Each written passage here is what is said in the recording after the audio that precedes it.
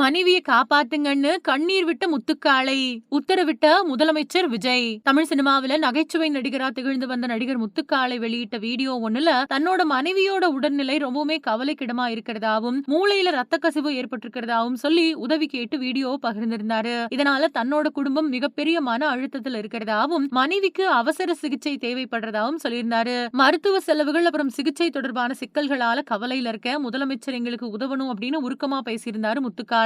இந்த நிலையில இந்த விஷயம் தமிழக முதலமைச்சர் கவனத்துக்கு போக, முத்துக்காளையோட மனைவிக்கு தேவையான மேல் சிகிச்சைகள் தாமதம் இல்லாம வழங்கப்படணும் அப்படின்னு அதிகாரிகளுக்கு முதலமைச்சர் உத்தரவிட்டதா சொல்லப்படுது. இத பத்தி அமைச்சர் ஆதவ் அர்ஜுனா முத்துக்காளை கிட்ட தொலைபேசியில பேச வச்சதாகவும் சொல்லப்படுது. இதுக்கிடையில முதலமைச்சர் சார்பில் அமைச்சர் ராஜ்மோகன் நேர்ல போய் முத்துக்காளைய சந்திச்சு ஆறுதல் கொடுத்திருக்காரு. குடும்பத்தினரை சந்திச்சு உடல்நிலை பத்தின விவரங்களை கேட்டறிஞ்சதோட அரசு சார்பில் தேவையான உதவிகள் அனைத்தும் செய்யப்படும் அப்படின்னு உறுதி கொடுத்ததாகவும் சொல்லப்படுது.